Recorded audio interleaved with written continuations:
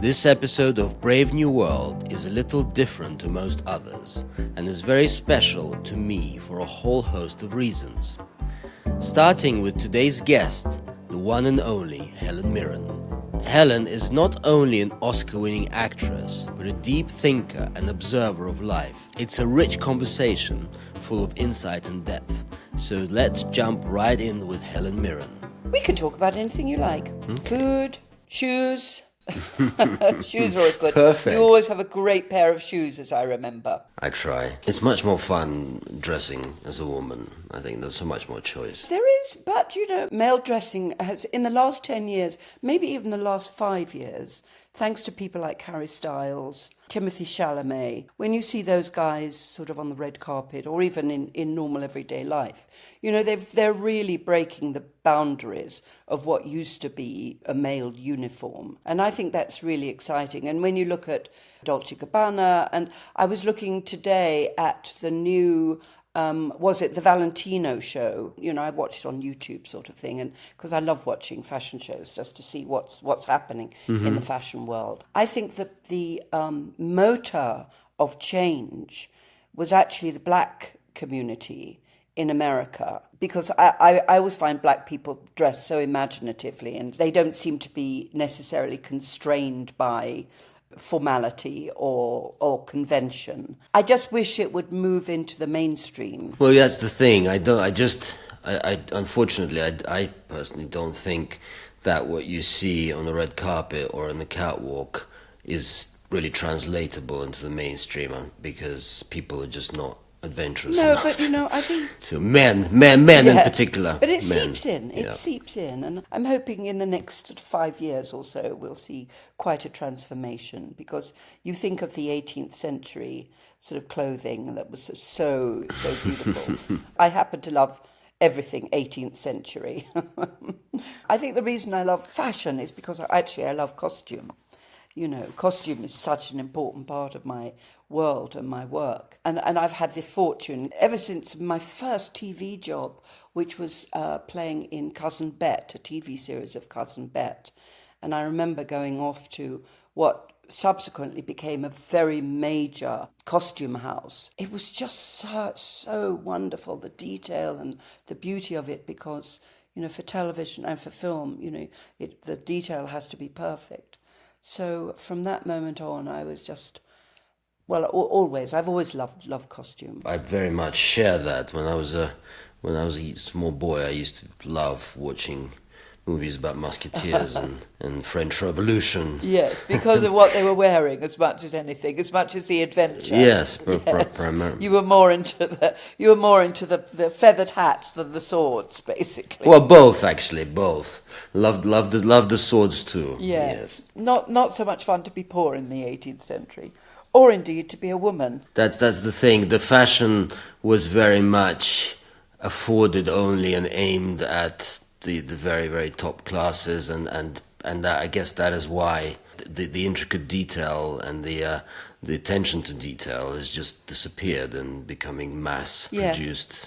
And I guess it's really the last 100 years that fashion has become, on the whole, very, very uniform. So I'd be very interested if it does seep through somehow. Yes. I think I'm also excited about the younger generation being so very interested in the whole idea of recycling and repurposing clothing, which I think is great, and the reaction against the mass production of simplistic clothing that they sell for tuppence halfpenny sort of thing, and the reaction against that, and the idea that it's much more interesting to take old pieces, maybe repurpose them, cut them up, make them into different pieces.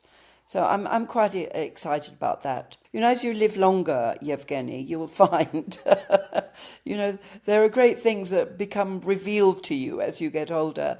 And one is that things constantly change, but also when you think you're on the verge of losing something, thank God for the young discover it, and because it hasn't been fashionable for a very long time, they grab hold of it and they make it theirs. Like vinyl, for example, like film, and not digital. Yeah, and camera film. Just as something is about to disappear, the young discover it and they make it their own again, and it brings it back to life. That is sort of something I've observed in life. It is a beautiful thing, and I've actually been using film for quite a while, having gone to digital when everyone did. Of course, so exciting, wasn't it? Yes.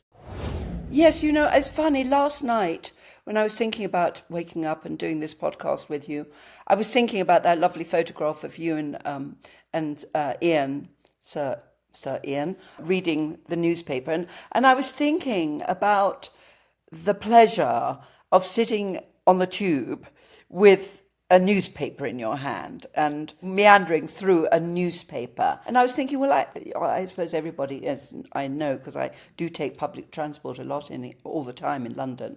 It's so good. Public transport now in London is fantastic. But the difference between looking at your phone and just having a newspaper in your hand, whenever I get on the Underground and someone has left an Evening Standard lying around, I'm the first to pick it up and look at it instead of, looking at your phone or whatever. I don't know. Maybe it will go full circle when people will rediscover it, and then there will be, the way I see it, is that there will be a very niche market for print, which will just be very, very high quality and very sought after, that people will go out their way to find and buy a newspaper. I'm sure you've explored this, but it's so interesting that you read print in a completely different way to the way you read on your phone or your computer.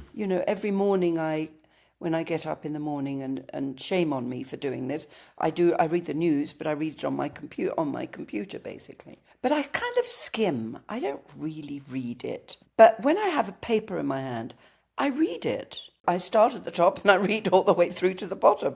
And I enjoy that process. It's pleasurable to read a really great article in a newspaper and to read it properly all the way through. You read with a very different type of concentration. And I don't know why that is, whether it's neural or whatever it is, I have no idea. And all I can say is, realistically, that's what happens to me. I think a lot of people would find that, whether they actually realize it is a different story, but the fear of sounding like a real Luddite here. It's okay to be a Luddite. I know, and I by no means am, because I think the future has to be embraced. Yes. There is something, and a very smart friend of mine said to me recently, you are so used to flicking, be it through social media, through news, or through photographs on your phone, just flick, that you end up doing the same to your life. You just end up flicking through them, yes, just without actually engaging with them. What's happening next? What's moving on to the next and to the next? But there's definitely research, neurological research, that shows that you have a different level of concentration when you look at the screen. Whether it's to do with the fact that your mind is already conditioned by the fact that there's so much happening there. Undoubtedly, it's a very, very different experience. Yes, I don't do social media. I don't look at any of that stuff. I mean, sometimes I get sucked into YouTube and I watch dance actually on YouTube, which I love to watch. But I never look at Instagram or TikTok or any of that stuff. I just don't go near it. There's not enough time in the day, really. There's so many other things to enjoy in life. Well, I don't stay young, Evgeny. I don't. Well, every time I've seen you, you have been. But, the reality is, this is the reality of getting older. I am older. I'm not, and I don't stay young. This is... No, but your spirit is young. No, it's not. It's the age. It's my spirit. It's the age that I am. Maybe I'm positive. That's it. Or maybe I, enjoy certain things.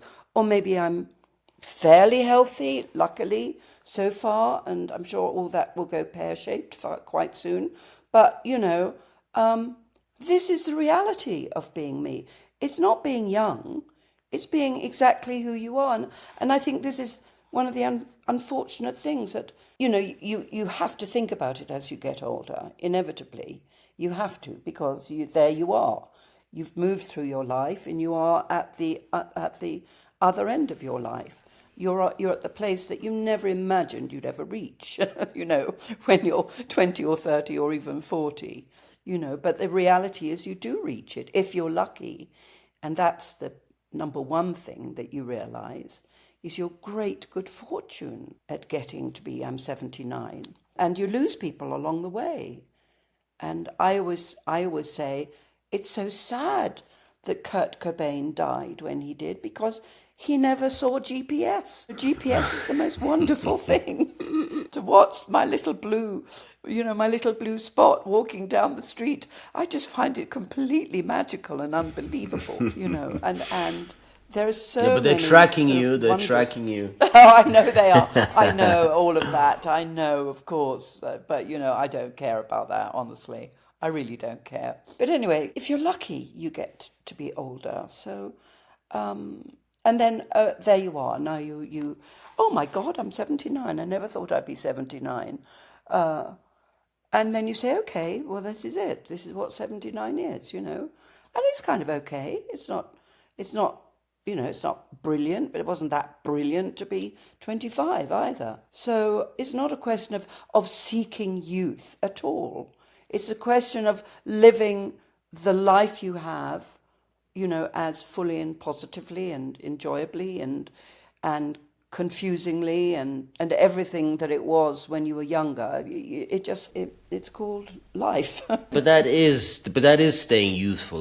There's a difference between kind of fighting against something and trying to stay youthful, and then there's being youthful, being kind of youthful in the sense of full of energy or vigor. And well, I guess what I'm saying, Evgeny, is when you say youthful, I'm not full of youth.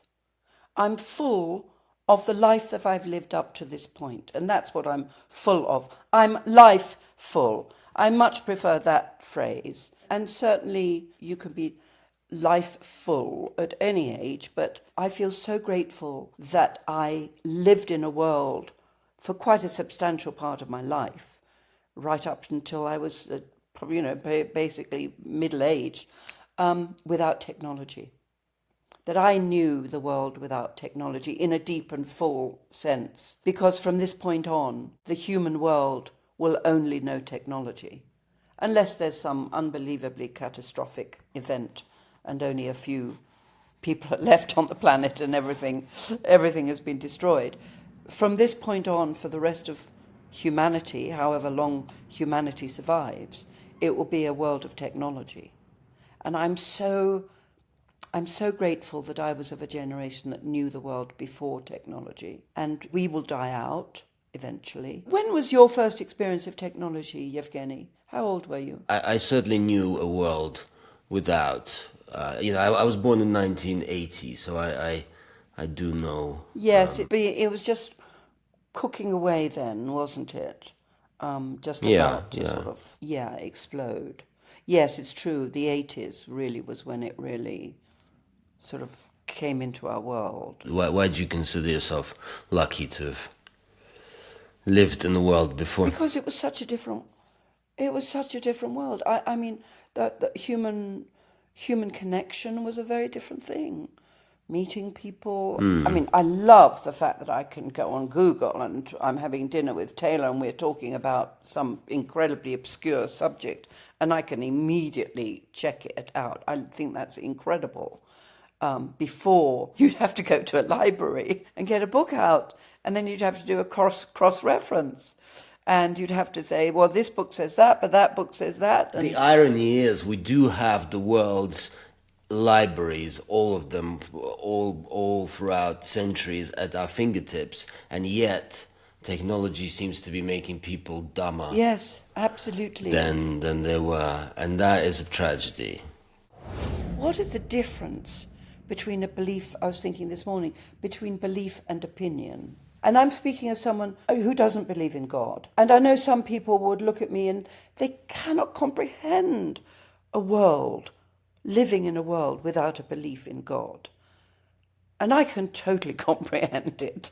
I have no problem with that at all. Yes. And it doesn't mean that I don't have a set of morals or a set of principles. I think it'd be really interesting to say, how did you acquire your morals? From my parents. And indeed I acquired my atheism from my parents. And I'm sure if my parents had been Catholic or Protestant or or Jehovah's Witnesses, I probably would have been that too, because give me a child up to the age of 7 and I've got the person for life. It's something like that. I can't remember what the exact quote is. So, yes, I mean, my parents were atheists, but I went to a Catholic school, a Roman Catholic convent school, which was just like the best school in the area. And I'm very grateful for that as well, because I had this lovely contradiction of atheistic conversations at home. What is the soul? And then the beauty and the formality and the ritual of the Catholic Church at school, which I loved. And I went through a brief period of time wanting to become a nun. I sort of loved the whole idea of the meditation and the calmness and the quietness and the incense and the candles and the genuflecting and all of that. I love the theatre of church.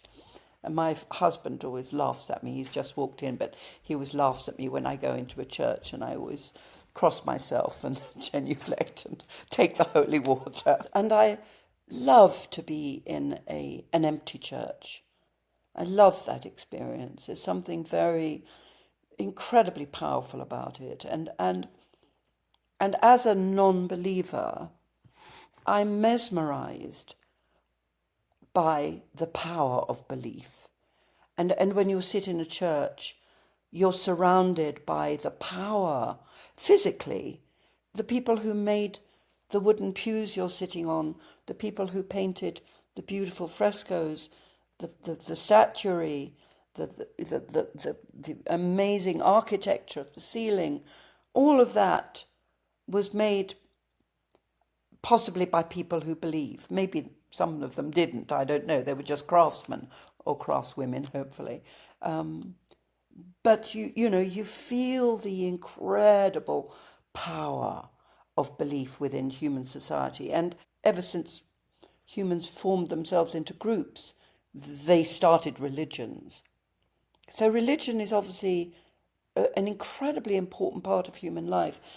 And it's one that I don't participate in. So, it fascinates me. It mesmerizes me. I read somewhere that you believe in fairies. Is that do you believe in fairies? Good Lord, no. I read. Yeah.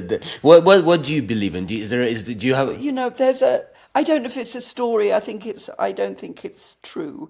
But there's a story in Iceland. They believe in the little people, and they believe they live in rocks. And they were building a big motorway, and there was this huge, great rock in the middle of the way, and they absolutely wouldn't allow them to pull the rock down because this is where the little people lived, and they'd be destroying their habitat. So the motorway had to go round the rock.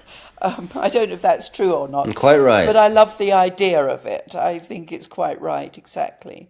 So certain beliefs, are lovely. But other beliefs, and the road that those beliefs take people down, I find so frightening and inhuman, Yes, and inhumane. that's at the worst, and even at the best, I feel it's what Christianity in particular has done is devalued life on earth in favor of some other life which doesn't exist. Yes, I mean, maybe if I'd been a Roman or a Hindu, and the Hindu belief of the religious nature of nature, and the closest I ever got to believing in God was when I went to see a geological exhibition of rocks that have been taken from deep in the earth. And all, like diamonds, and all the different, and the quartzes, and all the different incredible mineral, rocks that there are down there. And they were so beautiful. They were incredible. These, reds and greens and turquoises and yellows and blues. And of course they were beautifully lit, but they were just rocks. They weren't like cut diamonds or anything like that. They were so beautiful, and it blew my mind that something as beautiful as that existed deep in the earth where no one would ever see them, and it just, how could this be? How is this possible? And I came out of that exhibition thinking, well, God, maybe there is a God after all. But it's a weird thing for God to have sort of, oh, you know what I'm going to do? I'm going to make these beautiful things, and no one's ever going to see them unless they cut into the earth and destroy the planet. So maybe there isn't a God after all. Yeah, I mean, what is God? God is something, in the sort of, at least in the Western sense, or in monotheistic religions, what comes to mind is a sort of all powerful, all seeing man. I always took huge offence to that. Why does it have to be masculine? Yeah, sure. It's not sexual. And why can't we get our heads around something that is not male or female?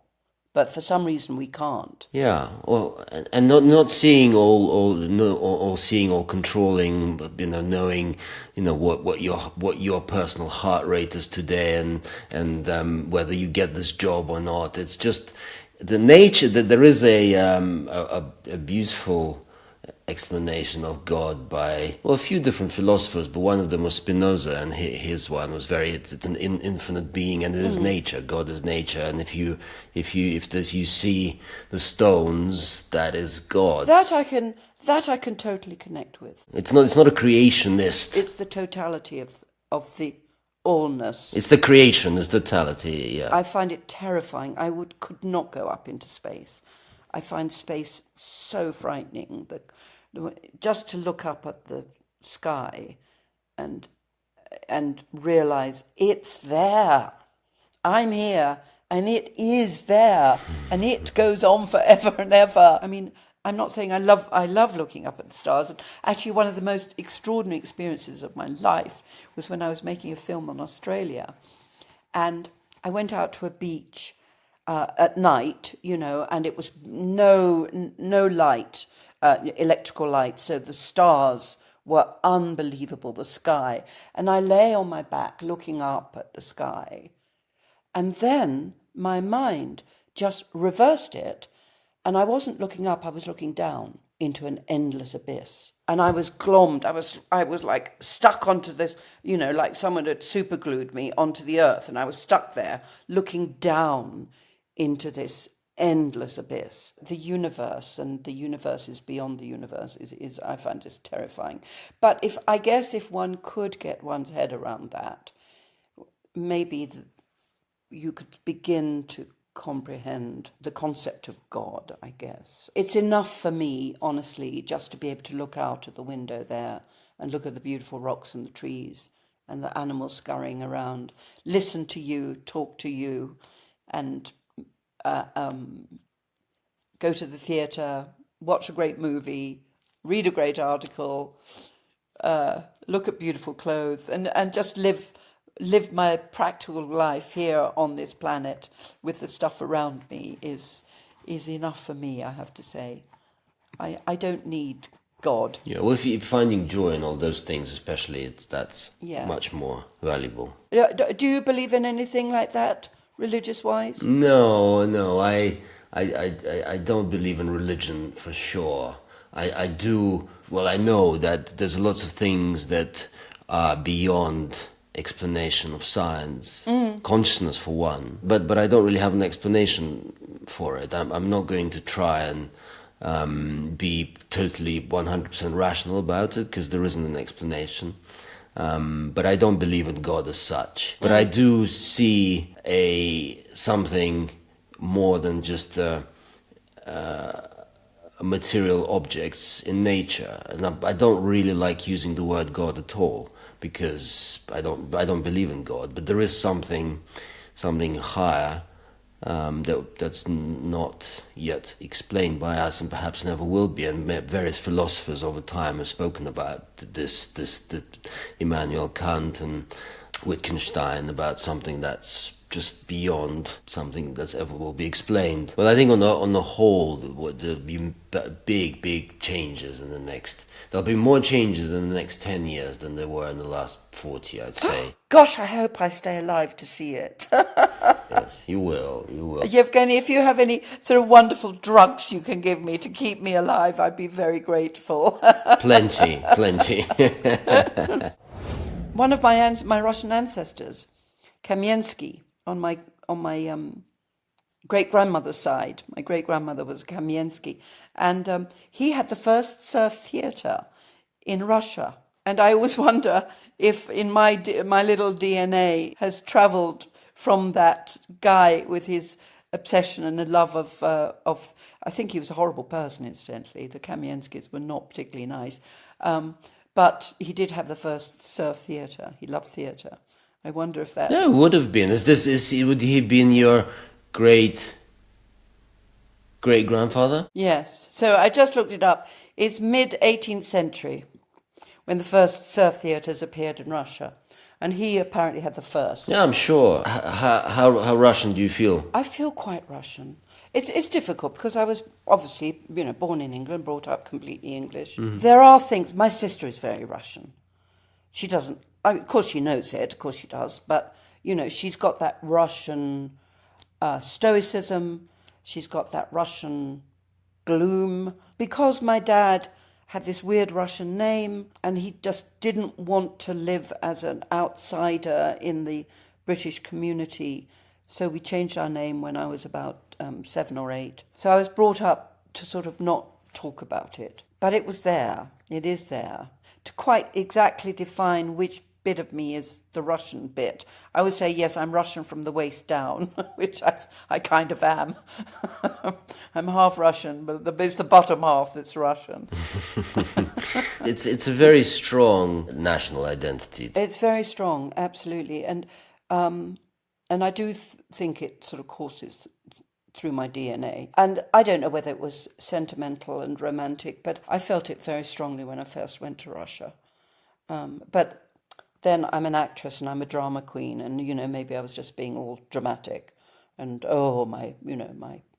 my nation, my country, my history. My sister and I visited the grounds of our dasha that had been long gone, and that was pretty amazing to stand literally on the territory that my father was born there.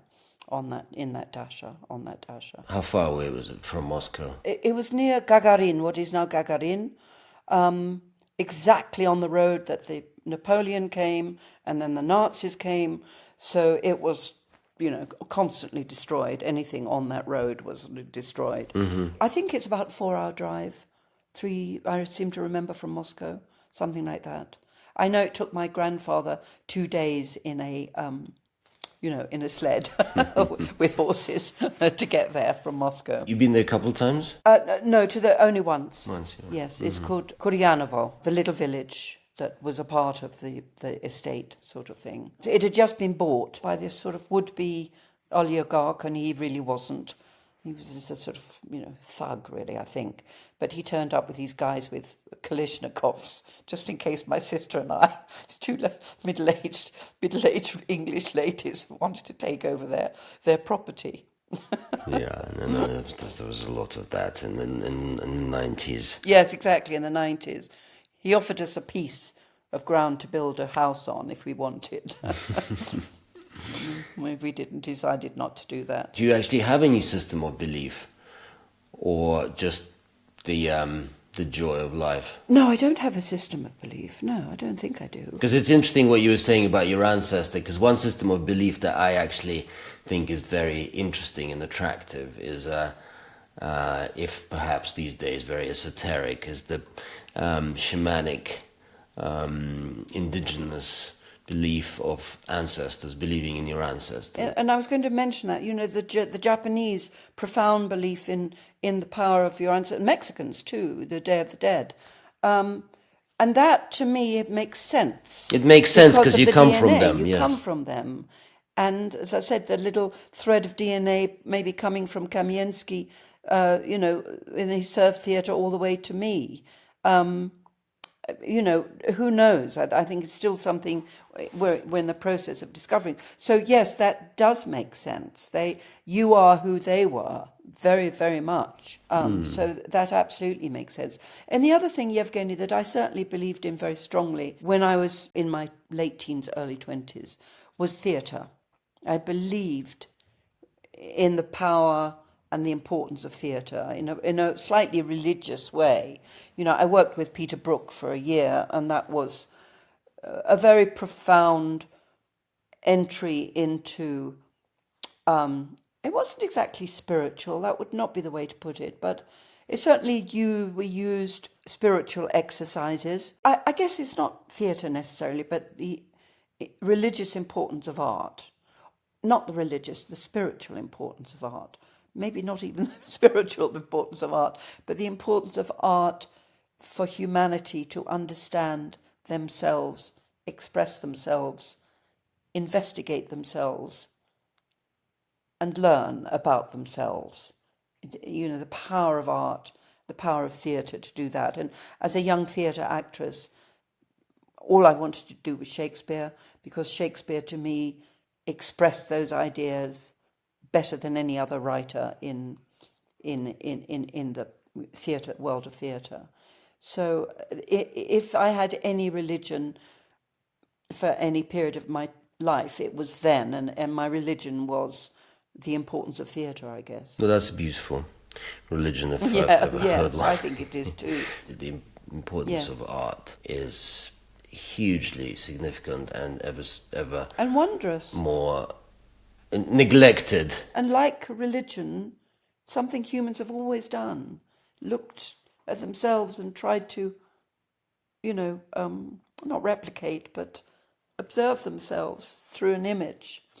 You think of the cave paintings. Yes, I mean, as much disdain as I have for organized religion, I have to say, I take as an art historian, I take my hat off before religion for all the exquisite art that particularly the Roman Catholic Church has created, from Michelangelo to Bernini to Botticelli, and the list goes, and Caravaggio. Well, they did in the name of religion. They weren't necessarily religious themselves when they did those things. No, absolutely not. You obviously played Golden Mare very recently. And I think it opened, you said it opened around about a year ago. When Yes, literally, I went to the Jerusalem Film Festival with Golda, and I think it was a week later, October the 6th, was it 7th, happened. Maybe longer, but very, very close to that experience, and it was devastating, absolutely devastating.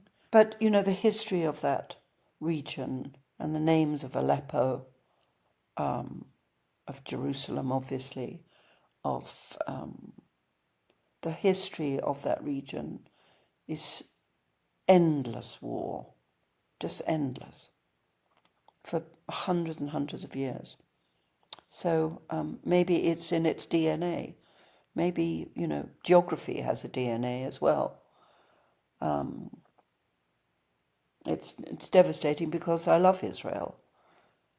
You know, I worked on a kibbutz, you know, when I was a young, you know, briefly. And very, very similar to the kibbutzes that were attacked. You know, socialist, nice, sort of, you know, bit not extreme, but extreme religion anywhere, whether it's in Israel or in, you know, Wyoming or in Russia or anywhere in the world, is utterly destructive. You know, I think one of the reasons I hate religion is because of those extremist religious attitudes are so inhuman. Yeah, as it happened. So, I mean, of course, people destroyed each other in the name of absolutely everything, but religion... It gives you this wonderful passport to violence and greed. I'm doing it from my religion because I believe in God, and God wants me to do this. God told me. God told me that women shouldn't be educated. God told me. So, you know, I know because God told me. Fuck them. Fuck them. Well, you could, you could definitely find a lot of excuses in religion for a lot of things, It's and more than an excuse. An excuse is, oh, I'm sorry, I messed up. This is not an excuse. This is what's the word? I can't think of the right word. An imperative. You know, it becomes a law, a rule, an imperative. Much more than an excuse. It's terrifying. well, it's a reneging on on your will to life, on your will to be a free agent in favor of something else, but then using it as an excuse to do anything you want. It's because it's obviously double standards. I love it. I love it when they all say, "Oh, the world's going to end on November the 28th." 2027. At 7 o'clock in the evening. How many times has that happened already? I know how many times. How many times have the world ended? Anyway, darling, you've got a cup of coffee. I'm going to go and make myself a cup of coffee. Oh, it's so nice to see you. Thank you for doing this, Dame Helen. Great pleasure. Thank you. Thank you.